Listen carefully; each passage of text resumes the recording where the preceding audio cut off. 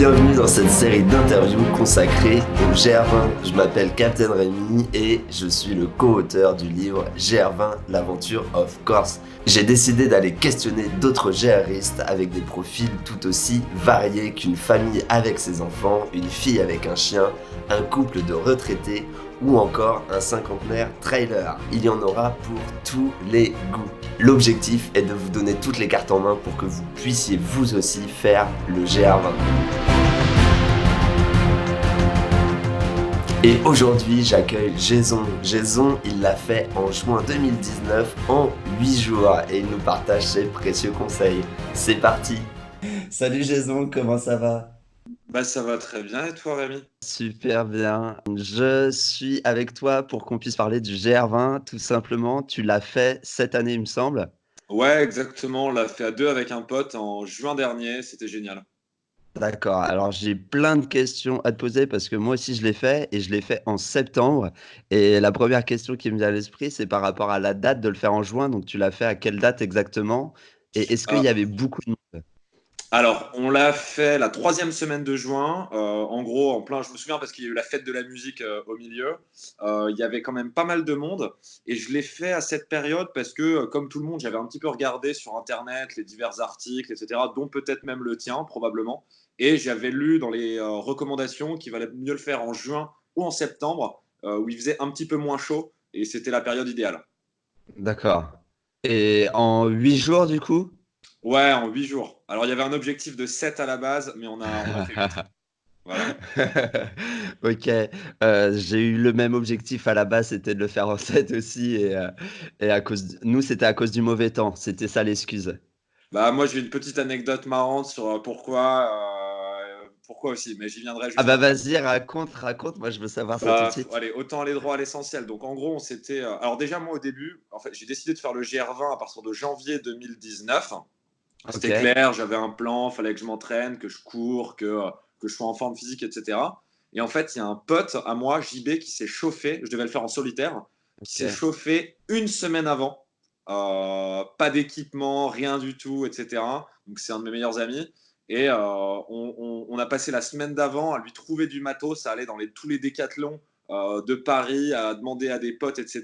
Là où moi j'avais eu 3 mois de préparation, lui il a eu une semaine, quoi. ouais, mais c'est exactement la même histoire que moi, mais vas-y, je t'écoute. Bah, du coup, voilà, il s'est chauffé. Donc, moi, je lui ai dit, par contre, je te dis, l'objectif, c'est 7 jours. On n'est pas là pour Ouais, regarder le paysage. Non, quand même, un petit peu, je rigole. Mais voilà, il y avait un petit défi sportif au-delà de l'aventure de randonnée. Il a accepté. C'est un gros sportif, un mec qui fait du kite et tout. Et, ok, et donc, on est parti. En fait, on a fait une erreur majeure pour pas atteindre le 7 jours. C'est qu'en fait, on est parti avec pas du tout assez de cash. On avait 200 euros sur nous. ah, On avait tout bien regardé, tout bien vérifié, sauf ça. Du coup, le premier jour, bah, on a doublé, on est arrivé directement à Karuzu. Et en fait, le deuxième jour, pardon, on manquait déjà de cash. Et en fait, d'accord, à Ascoustagnou, on est arrivé le matin à 10 h parce qu'on était parti à 5 h du mat de Karuzu. Et en fait, on a demandé de l'argent aux gens en l'échange de Lydia, etc. On a essayé de retirer de l'argent avec les commerces. Rien n'a marché, à part un Allemand qui nous a donné 50 euros en cash contre un PayPal sur le sommet des cimes. d'accord, Merci les Allemands. Et ouais, en fait, du coup, il se trouve qu'à 10 heures, j'avais pas d'autre choix que on avait tout essayé, hein. Enfin, il n'y avait aucun moyen d'avoir de l'argent et on savait que le cash était nécessaire pour finir l'aventure. Du coup, moi, ouais, je suis parti en stop à Ascou pour rejoindre la ville la plus prête, qui était à une mhm. demi-heure de route. Ok, parce que à Ascou, il y a la route. Ouais, pardon, à Ascou, c'est un des deux, trois endroits dans le GR avec Vitzavon où il y a une Ouais, route parce que c'est enfin, c'est une station de ski. Et donc, yes. c'est l'endroit le plus civilisé, entre guillemets, du GR. Ouais, c'est là où j'ai abandonné, moi, le GR. Ah ouais. Donc, ouais, je sais qu'il y a la route. Et donc là, t'as fait du stop pour aller chercher de l'argent. Alors j'ai fait du stop, je suis parti, il y a JB qui est resté à Ascou, garder un peu les affaires, tout ça, et moi je suis parti en stop.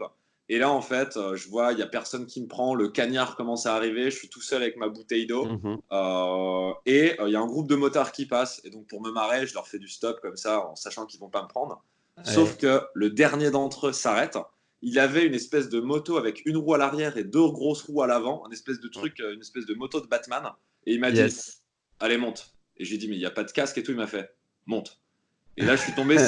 C'était un groupe de potes Génial. lyonnais, des énormes bourrins. Je suis monté derrière lui sans casque, donc c'est pas bien.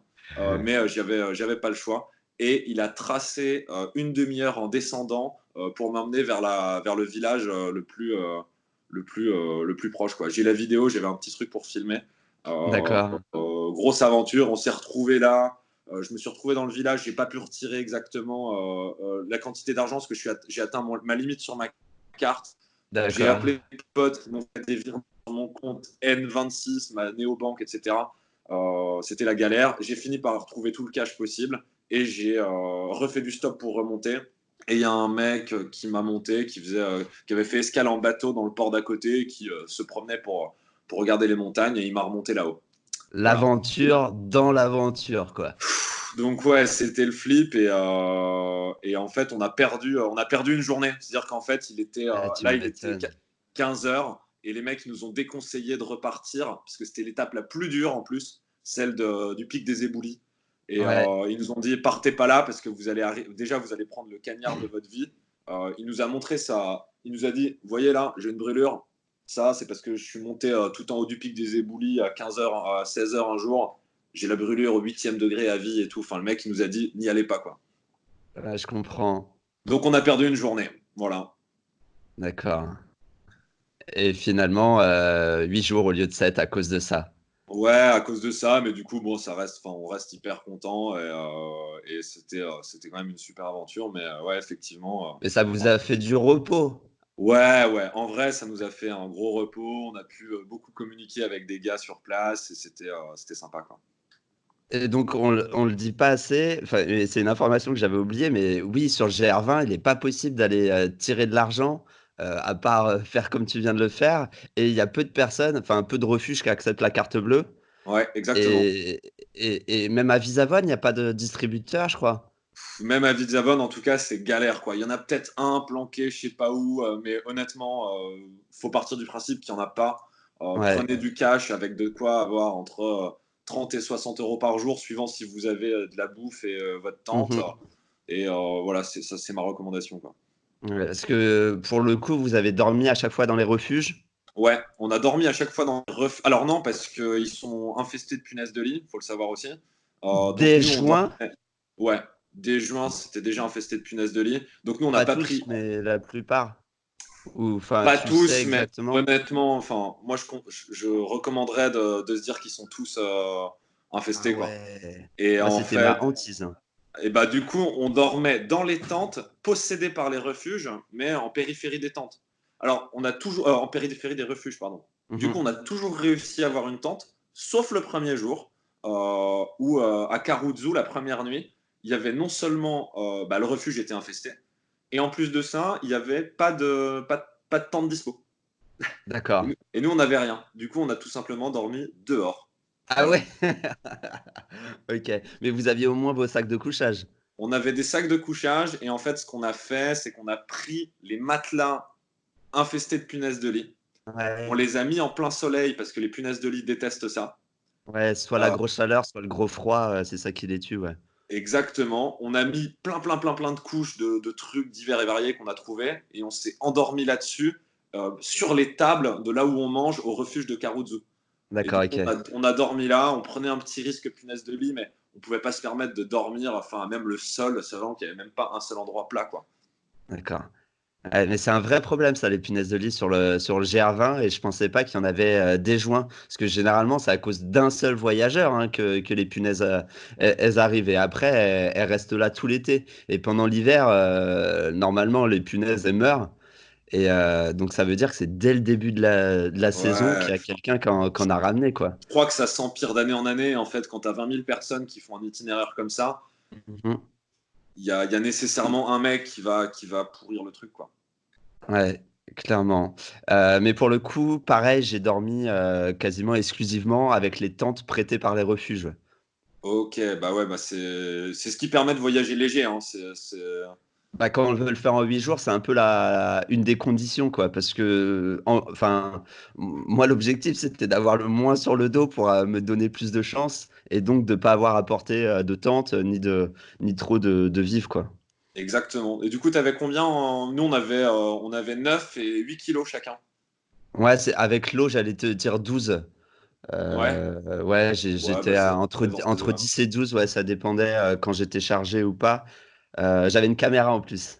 Ah ouais, non, non, nous, on n'avait pas ça. Nous, on avait 9 avec l'eau, quoi. Et on avait juste un caleçon chacun, une paire de chaussettes, et on avait quasiment rien, quoi. Ouais, bah c'est ça, le sac est vide. Mais c'est suffisant.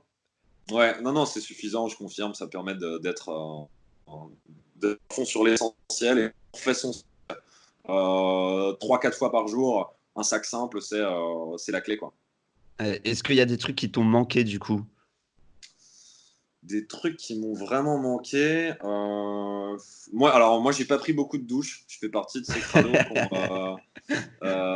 en fait, honnêtement, la douche froide me faisait tellement peur que j'ai pris uniquement là où je pouvais avoir des douches chaudes. Et donc, j'en ai pris une à Ascou.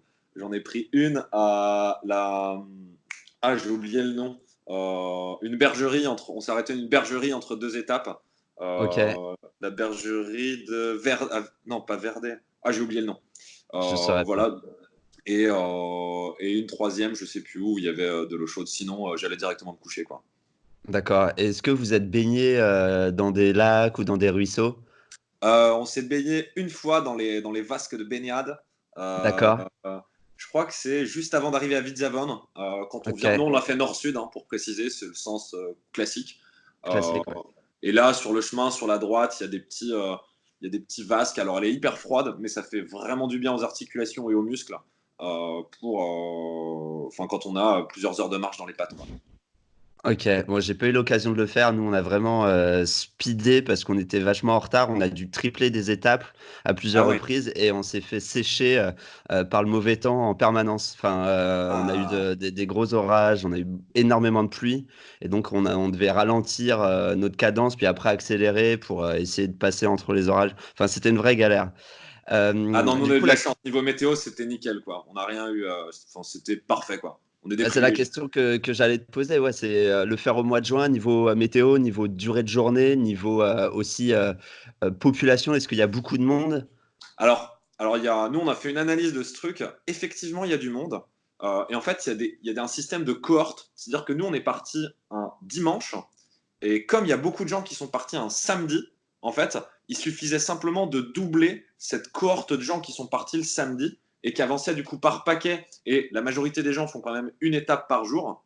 Et Ouais, donc, on est tombé le premier jour en même temps que cette cohorte. Vu qu'ils sont partis un jour avant et qu'on a fait deux étapes, on est arrivé ensemble au refuge 2.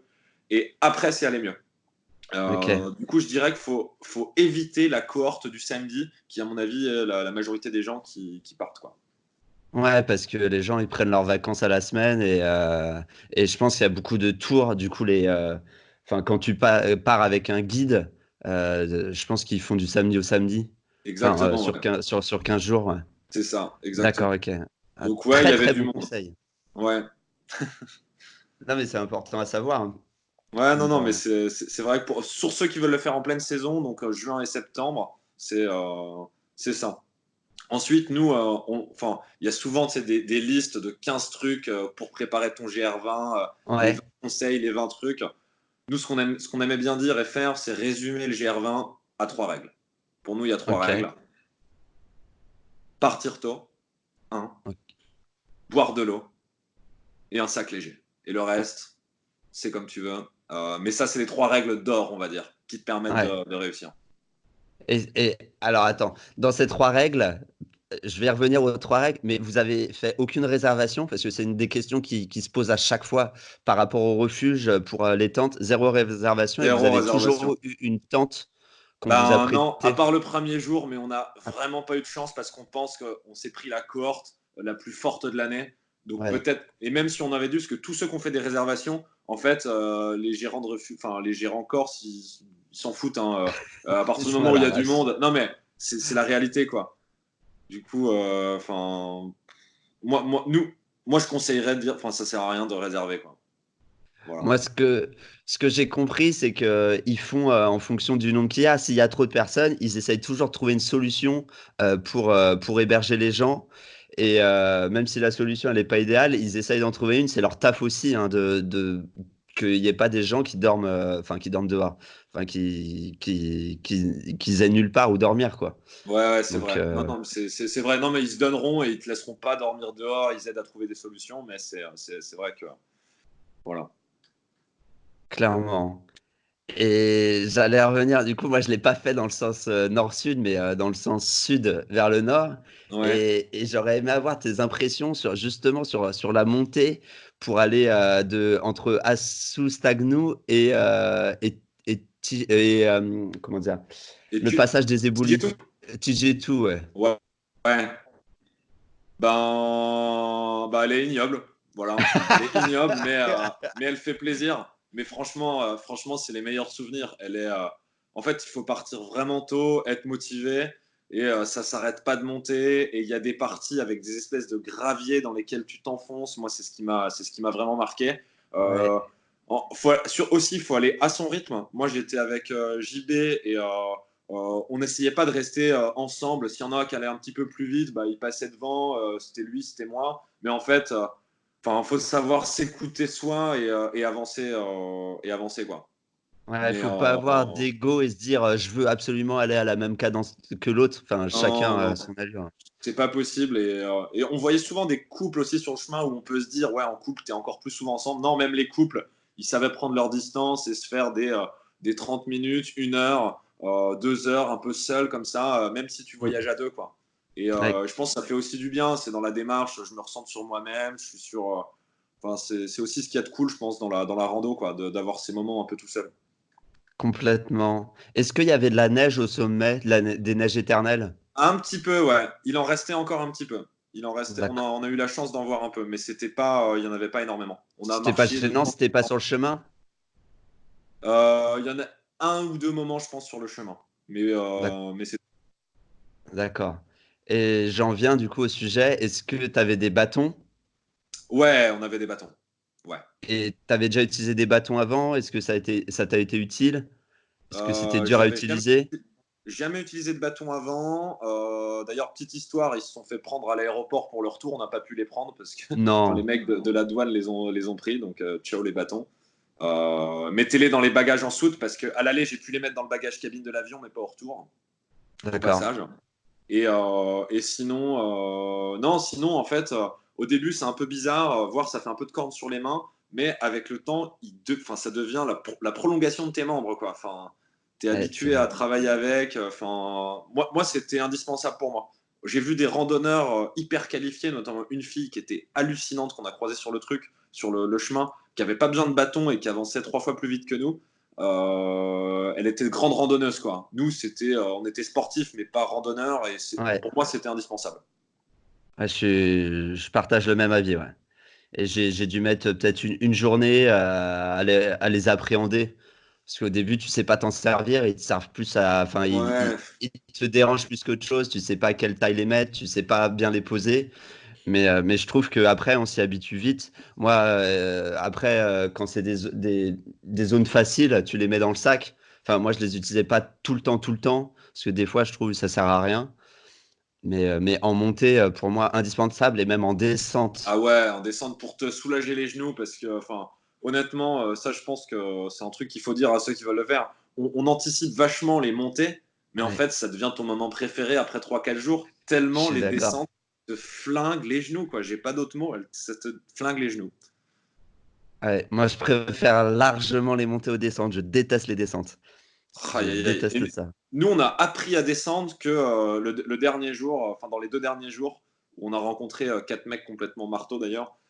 Mais en gros, en fait, les mecs qui sont très bons en descente, j'ai remarqué, et qui se font pas mal, ils font des tout petits pas, ils vont assez vite et ils font plein de petits lacets comme ça.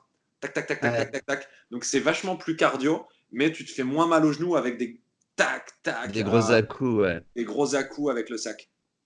Et on l'a appris un peu tardivement, cette technique. Ok. Et du coup, tu me disais le GR20, les trois conseils. Tu, Ouais. tu peux les répéter encore une fois? Les 3 règles d'or. partir tôt, boire de l'eau, sac léger. Mais Ok. vraiment, mais ouais. Partir tôt, c'est quoi pour toi partir tôt? C'est partir à 9 h du matin? Non, alors après, ça dépend l'objectif, hein. Si on est là pour faire une étape par jour, ce qu'on appelle être un simpliste, Ouais. faut partir, voilà, à 8-9 heures. Ok. S'il y a l'objectif de faire 2 étapes par jour et de le faire en 7, 8, 9 jours, je pense que 5 heures, 5 h 30, c'est ce qu'il faut viser, quoi. D'accord. En juin, à cette heure-ci, il faisait jour ou il faisait nuit? Parce que moi, En fait, en septembre, nous, on partait à la frontale, hein. ah, bah, nous, on partait, mais il y avait que une demi-heure, trois quarts d'heure de frontal le matin, avec départ D'accord. 5 heures, 5 h 15. Ok. Très bien.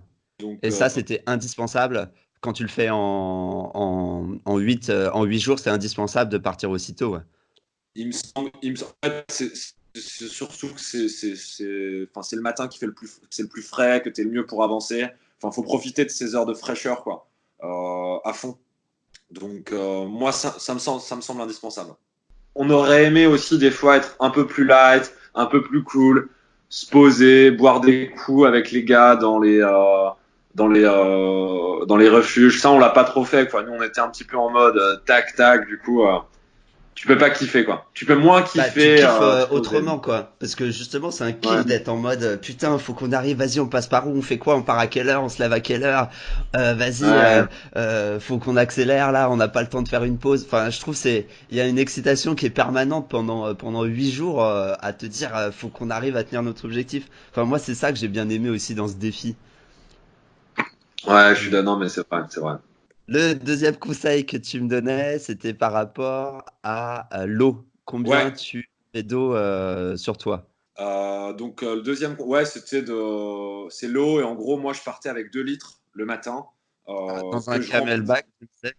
dans un camelback qui était tout au fond de mon sac. Du coup, Ok, alors ça, c'était un peu chiant parce que, enfin, il vaut mieux mettre l'eau très bas parce que ça donne une meilleure stabilité au sac. Les trucs lourds plutôt dans le fond. Du coup, dès qu'on croisait une source et qu'on arrivait dans un refuge, il fallait tout enlever, remplir le camelback, le remettre le truc, tout remettre dedans. C'était un peu long, mais je pense que sur la longue, ça valait le coup parce que je me suis pas fait mal au dos. Et moi, il me fallait 2 litres, alors que mon pote, il lui fallait plutôt 3 litres, 3 litres et demi. Moi, j'avais une capacité à emmagasiner en fait l'eau dans les refuges ou dans les sources, à boire beaucoup d'un coup, tandis que lui buvait plus en continu, quoi. Donc, différents styles pour l'eau. d'accord. Moi, j'ai aucun souvenir combien de litres je buvais par jour. Je sais juste que j'avais 3 litres sur moi quand je marchais. Et j'ai pas le souvenir d'avoir pu remplir ma gourde si souvent que ça. Ouais, je dirais qu'il y a eu 2 ou 3 étapes où il y a une source au milieu, quoi. Ouais. C'est vrai qu'il n'y en avait pas tant.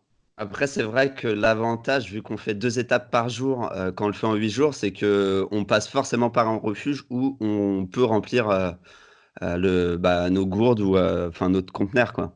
Exactement. Après, nous, on demandait systématiquement au guide, hein, Mmh. enfin, enfin, au mec qui gère le refuge, Ouais, s'il y a une source, où elle est à peu près, et on s'y arrêtait toujours. d'accord, et j'en viens à est-ce que tu avais un topo guide ou pas? Ou est-ce que tu as tout fait en posant des questions? Alors, non, non, non, nous, on était à l'iPhone, quoi. Enfin, D'accord, mais tu avais téléchargé un guide pour te dire, ou pas du tout? C'était juste, au GPS? ah non, non, enfin, non, non, mais on suivait les marques sur le chemin, quoi. Et les deux ou OK. trois fois où on n'a pas vu les marques, on a pris notre téléphone, quoi. On a enlevé le mode avion et on a pris le tel, et puis voilà, quoi. OK, très bien, et vous aviez téléchargé au préalable des marques GPS? Non, rien à voir. Non, je t'avoue on a rien fait de tout ça, quoi. OK, bon. On est deux assez technophiles. On croit, enfin, on était là, oh, on va s'en sortir. Au pire, Internet nous trouvera forcément la solution, quoi. OK, mais sachant qu'il y a pas internet au milieu des montagnes? Bah, en fait, sur les cimes, tout en haut, il y a Internet, hein. D'accord, OK. Ouais. En gros, tu captes les antennes 4G, mais faut être sur les cimes. Donc, on se disait que forcément, quand on arrive en haut, on aura 5 minutes d'Internet, quoi. Et souvent, c'est ce qu'on D'accord. faisait. Si on avait des messages à envoyer, des petits trucs à gérer d'Internet, on le faisait tout en haut de nos cimes. Comme ce fameux virement PayPal qu'on a fait avec un Allemand. C'était en haut d'une cime. Voilà. D'accord. Bon, c'est bon à savoir parce que les gens se posent beaucoup de questions. Moi, je sais que mon téléphone, il marchait pas à ce moment-là parce que, enfin, je voulais pas l'allumer, pas utiliser de batterie. Mais donc, c'est bon à savoir que il peut capter en haut des montagnes. Ouais. Et pas de topo guide. Et je te pose ça, mais moi non plus, j'avais pas de topo guide, donc je comprends. Moi, je l'ai trouvé très bien balisé. Et de Ouais. toute façon, il y a des gens au pire qui sont là. Enfin, ça reste un chemin de randonnée, donc c'est pas non plus, on n'est pas abandonné. Et il y a juste à suivre des marques, quoi. Ouais, je suis complètement d'accord. Il y a quand même du monde. On a toujours été rassurés, nous, sur notre chemin, hein. Ça n'a pas été une source d'inquiétude du tout, quoi. On a fait une petite erreur un jour, ou une ou deux petites erreurs, mais c'est vraiment la marge. Oui, et puis au pire, tu fais demi-tour, quoi. Enfin, Ouais, tu ouais, perds ouais. du temps, c'est ça le seul risque, en vrai. Ouais, c'est vrai, mais Et est-ce que vous avez fait des variantes? Ouais, on a fait, alors ça nous faisait marrer, enfin, on a fait, la variante de l'ancien GR, parce que l'ancien GR avait que 15 étapes, le nouveau en a 16. Il y a D'accord. eu une étape de rajouter à la toute fin quand on fait en nord-sud. Et en fait, nous, on a triplé une étape en passant par l'ancien GR. D'accord, Euh, ok. Ce qui est exactement la même distance, mais c'est juste avant d'arriver au. J'ai plus les noms, ça me rend Vers fou. Ipalieri, Ouais, vers. Asino. Ouais, c'est dans ces coins-là, c'est dans ces coins-là au sud. D'accord, Euh, ok. les aiguilles de Bavère, comme disait le Les Corse. aiguilles de Bavella, ouais. Avec les Exactement. bergeries de Bavella.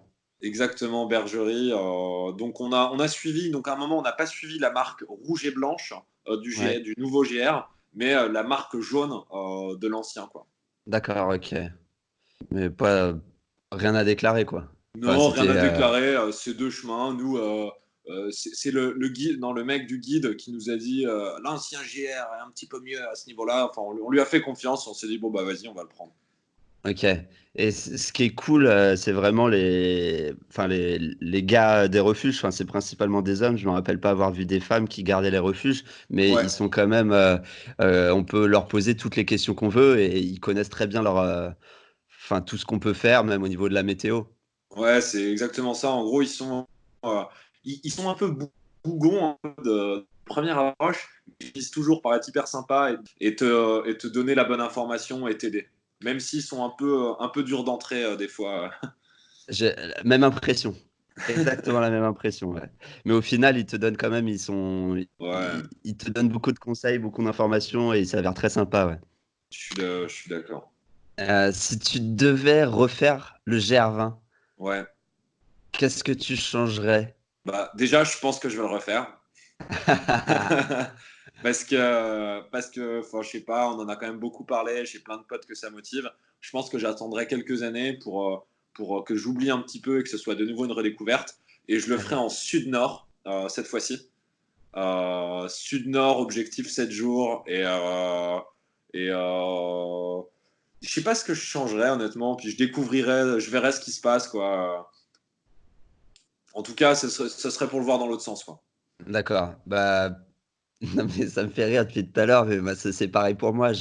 Là, je prévois de le refaire cet été, mais je vais le faire dans le sens nord-sud cette fois-ci. Enfin, Ah dans le sens ouais, ah ok. normal. Et je pense que je vais le faire pour le coup, là, je vais me donner plus de temps pour voir comment ça se passe quand tu le fais juste une étape par une étape, calmement, quoi. Ah, tu vas vouloir filmer, etc. aussi, prendre plus de temps pour de la vidéo. Aussi, aussi. Et je pense que je vais distribuer mes livres aussi dans tous les refuges. Donc, je vais avoir Ah, beaucoup de poids et je vais vraiment prendre mon temps, ouais. non, bah t'as raison. Par rapport à ton expérience, est-ce que tu as fait des rencontres qui t'ont marqué? Bah, j'allais y venir. Moi, vraiment, ce que je retiens le plus de tout le GR, c'est les rencontres et les anecdotes et les fous furieux qu'on a rencontrés sur ce chemin, quoi. On peut le dire. T'as des gens normaux, mais il y a aussi des fous furieux. Et moi, c'est ce qui m'a le plus marqué. Enfin, c'est des personnalités. Je vais juste dire une ou deux petites anecdotes, mais les gens qui nous ont marqués, c'est celui qu'on appelle le marcheur de 19 kilos. Alors en fait, c'est l'histoire d'un mec qu'on a croisé à un refuge qui avait abandonné le GR l'année précédente parce qu'il avait un sac trop lourd de 15 kilos. Ok. D'accord. Donc la première année, il le tente 15 kilos, c'est trop lourd. La deuxième année, il le retente avec 19 kilos. Non mais il a, C'est il pas a- logique. il n'a pas appris de ses erreurs et il s'est fait avoir par une promotion de trucs sur les sites de e-commerce pour lui. Il a acheté tout plein de matériel dont il n'avait pas besoin. Il avait, je me souviens, un énorme couteau comme ça à la ceinture qui ne sert à rien sur le GR. Et il avait beaucoup d'autodérision sur lui et du coup on se prenait des fous rires le soir. Il en fallait peu pour nous faire rire avec ces histoires. Et la deuxième, et là on a vraiment rencontré une bande avec qui on a fait les 3 derniers jours. C'est une bande de Normands. Ils étaient 4, un père, 2 fils et le pote du père. Et c'était des fous furieux. En gros, on avait un père qui, la semaine d'avant, s'était enfilé en vélo de rando 1500 km dans les Alpes. Voilà. Tranquille. Donc, personnage numéro 1. Personnage numéro 2, un pompier qui faisait de le sport, là, comment ça s'appelle CrossFit. Du crossfit, exactement. Crossfit, donc limite bodybuildé. Un fils moniteur de wakeboard qui s'était déboîté les épaules plusieurs fois dans sa vie à 23 ans. Okay. Et l'ami du père, cycliste également, qui, en arrivant en Corse, s'est fait perdre son sac à dos par la compagnie aérienne. D'accord. Et qui a quand même fait le GR parce heureusement il avait ses chaussures. Et du coup, en fait, c'est un mec qui a une histoire géniale. Si tu peux l'interviewer, ce gars-là, ça serait ouf. Il a récupéré des affaires au fur et à mesure du GR, des GRistes qui croisaient dans les refuges, et il a fini avec un petit sac et des petites affaires, alors qu'il n'avait rien du tout. Non, Voilà. mais comme quoi, on peut partir avec rien. Enfin, il suffit d'avoir des chaussures de randonnée, un short, et puis c'est bon, quoi. Basta. Ouais, c'est ça. On trouve toujours. Et puis avec une chat, tu peux rencontrer des mecs qui te donnent des trucs, quoi. Ouais, et on a toujours peur de manquer de choses dans son sac à dos. Du coup, on se sent con pour rien. Mais en fait, la peur qu'on devrait avoir, c'est que notre sac à dos, il pèse trop lourd et qu'on n'y arrive pas à aller jusqu'au bout de son jardin. Et qui fait mal au dos, etc. Enfin. Ouais. Du coup, voilà, cette bande-là, on l'a suivie. Eux, ils l'ont fait en 7 jours, ces mecs-là. Et le père, il avait eu des problèmes, etc. Donc, il se faisait des piqûres d'amphétamine ou je sais pas quoi le matin. Non, mais sérieusement. Hein. Et du coup, il partait à une vitesse folle à 7 heures quand il avait eu sa piqûre. Et il y avait les 2 fils. En fait, il allait tellement vite, et les 2 fils avaient peur pour lui, qui se mettaient devant lui pour le bloquer. Pour l'empêcher d'aller si vite dans les endroits qui sont quand même un peu dangereux des fois quand tu vas vite. Du coup, c'était lunaire, quoi. Enfin, et nous, on était avec eux, on se croisait hyper souvent, ça nous faisait marrer, quoi. D'accord, ok. Moi, je pense que c'est ça le GR20. Mais plein de sentiers de randonnée, c'est comme ça. C'est plein de rencontres parce que on vit les mêmes choses, on est dans la même difficulté, on est épuisé. Et puis, finalement, en fait, même la fatigue, ça nous fait rire. Ah ouais, ça nous... Enfin, je sais pas, il y a plein de choses qui se passent. Moi, j'adore ça, moi. Moi, les meilleurs souvenirs, c'est les grands repas à la fin où on a tous fait une journée, on a fait que marcher, mais tout le monde a 1000 anecdotes à raconter sur ce qui s'est passé, sur ce qu'il a vu, sur comment il a ressenti, sur des histoires de galères. Enfin, ça, c'est génial, quoi. Ouais, parce que quand tu dînes en refuge, vas-y, explique ça, justement. Quand tu dînes en refuge, qu'est-ce qui se passe? Alors, tu arrives le soir, généralement entre 16 et 19 heures. Là, tu poses tes affaires, tu mets tes trucs dans la tente. Et en fait, tu t'inscris au repas. Et en fait, tu as un gros repas vraiment copieux qui est distribué à tous les gens qui ont pris le repas. Et en fait, tu es sur des grandes tablées et tu recroises les gens que tu as vus dans la journée, les gens qui vont dans l'autre sens. Et ceux qui viennent du nord et du sud se racontent vice-versa comment la suite va être, etc. Ouais. Et c'est un moment de partage, c'est un moment de partage, quoi. C'est trop cool. Ouais, je confirme. Mais ça m'a. On a peu dîné, nous, avec Yuri quand on l'a fait, parce que c'est un budget supplémentaire. Je crois que c'est 20 euros le repas 20 €. le Moi, soir. pour être transparent sur le budget de notre format, c'est 60 € par jour. Ouais, Voilà. d'accord. C'est ça. Sur 8 jours, Ouais. j'arrive pas à faire le calcul, mais 6 fois 8. 48, ça fait. Faut compter 500 € pour le faire sans les billets d'avion, etc. Mais juste le format, 20 Ouais. € de repas, 20 € de repas le soir, 10 € de petit-déj, 10 € de midi. Mhm. Et il faut compter 10 € après pour acheter des bars, des machins. Donc pour être large, il faut compter ça. C'est un vrai prix, c'est un vrai investissement, quoi. Ouais. Mais ça vaut le coup. Mais ça vaut le coup. Après, c'est un choix, hein, quand on veut le faire en 8 jours. Moi, je trouve que c'est limite la seule option. Enfin, pour moi, qui physiquement, je me sens pas capable en 8 jours de porter enfin, d'avoir 1 kilo sur le dos, quoi. Enfin, il y a une anecdote, enfin, c'est une des meilleures, donc je suis obligé de le dire, j'essaie de te la caser à la fin. En gros, mon pote JB, donc, 3 jours, enfin 2 jours avant d'arriver, il a eu une tendinite au genou qui l'empêchait de marcher quasiment. Yes. Et en fait, moi, je pensais sérieusement qu'il allait abandonner, il n'en pouvait plus, il n'arrivait plus à marcher, quoi. Donc il y a un moment, il y a des grands risques. Moi, je voulais on a croisé une route à la fin, enfin, j'étais en train de lui dire, bah, prends un taxi et puis on se retrouvera à Kanka, tu vois. Et, euh, et finalement, il a quand même tenu. Moi, j'ai été un peu énervé à un moment parce que je me suis dit, il va avoir un problème au sommet des montagnes, on va devoir appeler un hélicoptère, il y aura des histoires d'assurance, ça va nous coûter une blinde, il va se finir sur un muletier. Enfin bref, je Ouais. sentais les galères arriver. Et en fait, il a tenu le coup. Euh, on s'est arrêté dans un refuge dans les derniers jours. Et là, on a croisé un ostéopathe qui traînait sur le GR, un grand mec qui puait d'ailleurs, euh, et qui était tout seul, qui était un genre de sorcier. Et en fait, il a vu JB en train d'avoir mal au refuge, en train de se masser le genou, etc. Il lui a dit, toi, viens voir là. Il a, il, il a commencé à toucher son truc, etc. Il a, et il lui a remis le genou en place en lui faisant mais hyper mal avec je sais pas, des mouvements Dans sa d'ostéopathe. manipulation, ouais. Dans sa manipulation, il lui a dit ouais, ton muscle était déplacé, etc. Il lui a remis en place. Ce mec-là, on s'en méfiait, on savait pas bien qui c'était. Euh, mais bref, il l'a remis et il a pu finir le GR20 grâce à ce mec. Mais sérieusement. Donc c'est incroyable. Nous, on l'appelait le sorcier, c'était un rebouteux, enfin ce qu'on veut. Et donc c'est un gros personnage qui nous a beaucoup aidé. Et on suspecte même cet ostéopathe de venir sur le GR20 exprès pour voir des mecs complètement fracassés pour tester ces techniques d'ostéopathie, quoi. Enfin, parce que c'est un laboratoire de grandeur nature. Donc voilà, il nous a vraiment fait rire. C'est un personnage dont on racontait souvent l'histoire. Ok. C'est chouette. Et moi, j'en viens au niveau des tendinites et tout. J'ai pour le coup, moi, eu extrêmement mal au genou gauche. Ouais. Et j'ai dû, enfin, moi, ce que je raconte, c'est que j'ai dû abandonner à cause de ça, parce que je n'en pouvais plus. C'est-à-dire que j'ai vraiment poussé la douleur au maximum et il y a un moment où j'ai dû abandonner. Et le truc, c'est que je me dis, si j'avais pas abandonné, les séquelles auraient été aussi beaucoup plus longues. Parce que Ouais. déjà, là, en abandonnant, pendant 6 mois, j'ai pas pu faire de sport.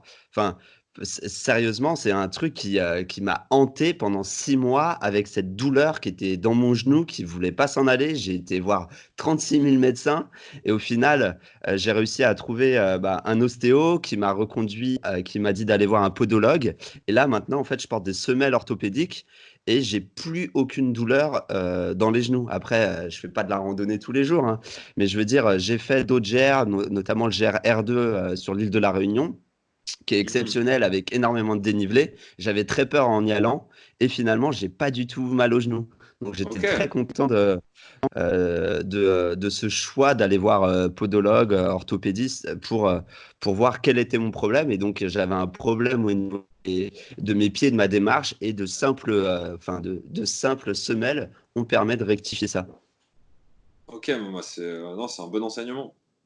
Ouais, je pense faut quand même faire gaffe quand on a des douleurs.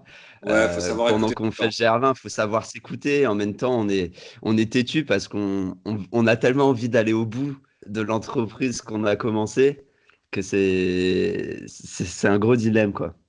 Du coup, t'as arrêté à Ascou en venant du sud, c'est ça? C'est ça. Il fallait qu'on triple et eux, ils ont, enfin, Ah on ouais, était quatre. ah Les trois ouais. personnes, ils ont triplé sur le dernier jour. Et moi, j'ai abandonné à ce coup. Et je peux te dire, j'ai pleuré toute la journée. Ah ouais. Du coup, J'avais mal à la. t'es descendu en voiture là, t'as pris un taxi ou quelque chose, enfin. Ouais, j'ai pris une navette, j'ai pris un train après pour aller jusqu'à Calvi. Après, j'ai fait de l'autostop pour revenir à Calenzana et les accueillir à l'arrivée. Ok. Ouais, c'était très, très dur mentalement, physiquement, d'abandonner. Enfin, c'est pour ça aussi qu'il faut que je le refasse. Je comprends tout à fait. Est-ce que toi, tu avais un message à faire passer à ceux qui veulent faire le GR20? Allez-y, premièrement. Ça, c'est le message numéro un. Numéro 2, soyez conscient de vos capacités physiques et faites quelque chose d'adapté. Voilà. Et surtout, n'hésitez pas à changer vos objectifs en route. Ça sert à rien de se faire du mal. Si vous voyez qu'il y a un Mhm. problème, l'objectif, c'est de se faire plaisir, c'est d'être là au milieu de ces montagnes, contempler la Corse. Enfin, c'est ça qui n'a pas de prix au final. Et l'objectif derrière, même s'il y a peut-être une petite frustration, c'est beaucoup moins important que d'être en bonne santé et de kiffer, quoi. Clairement. Et on n'en a pas parlé aussi des paysages corses. Ah ouais, bah les paysages. Moi, j'étais jamais allé en Corse, hein. J'ai découvert la Corse avec le GR, donc c'était incroyable, quoi. Ah ouais, petit conseil quand même. Alors, je sais pas si ça va aller trop dans ton sens, mais ne regardez pas trop de vidéos avant de le faire. Ne regardez pas trop. Non, mais regardez-en juste ce qu'il faut pour vous donner envie. Mais, faut pas tout vous spoiler, quoi. Laissez-vous des découvertes de paysages, de choses, juste assez pour avoir l'eau à la bouche. Et le reste, après, faut le vivre, quoi. Je suis d'accord avec toi. Ou sinon, acheter un livre comme le livre Gervin, l'aventure of course, un super récit Par d'aventure. exemple. Et vous aurez pas les images, mais au moins vous aurez toutes les impressions et les histoires. Ouais, je suis d'accord. Mais bah, merci à toi encore, hein. Bah écoute, c'était un plaisir, hein. Et je tiens à te dire que cette conversation m'a replongé dedans et me donne vraiment envie d'aller refaire le Gervin. Bah trop cool, trop cool. Et je trouve ça hallucinant, en fait, comment on partage tous ce, cette même histoire. On a tous vécu des Gervins différents, mais en fin de compte, tout le monde raconte des histoires qui sont très similaires, je Ouais, il y a trouve. des. Ouais, c'est vrai. Ah oui, et petit message aussi, alors ça, c'est spécifiquement pour les Parisiens. Moi, j'habite à Paris. C'est, ouais, tous ceux qui se disent, ouais, c'est galère d'aller s'entraîner, à faire de la rando, à faire des trucs, faut prendre machin. C'est dur de s'entraîner, quoi, pour le GR20, oui, mais il y a une solution. Moi, mon premier entraînement, je l'ai fait en faisant le GR1. Et le GR1, c'est un itinéraire qui part de Porte-Maillot à Paris, qui est hyper accessible. Un week-end, au lieu de faire une soirée le vendredi soir, bah vous allez vous coucher, vous vous levez le samedi matin tôt et vous allez faire le GR1. Et c'est des itinéraires magnifiques à travers l'île de France. Au début, c'est le bois de Boulogne. Et petit à petit, on arrive très vite dans des lieux sauvages alors qu'on part de Paris. Et des trucs magnifiques. Et c'est excellent pour faire une petite préparation. Ça ne fait pas de la préparation dénivelée, mais pour du matos, pour voir si on aime marcher 3-4 heures, etc. Super, bah, super bon plan. Je le mettrai en Voilà. dessous. Et, et ben, merci à toi pour Ouais, cette superbe discussion. eh ben, Et c'était un plaisir, merci à aussi. bientôt. Ouais, carrément, à bientôt. Allez, Salut. ciao. Merci à toi, cher auditeur, chère auditrice, d'avoir écouté cette interview. J'espère qu'elle t'a donné plein de conseils pour faire le GR20. Et si tu n'as pas encore lu notre livre GR20, l'aventure of Corse, je t'invite à aller l'acheter directement. C'est une véritable pépite qui va te plonger dans le GR20. Allez, à bientôt les amis. Ciao.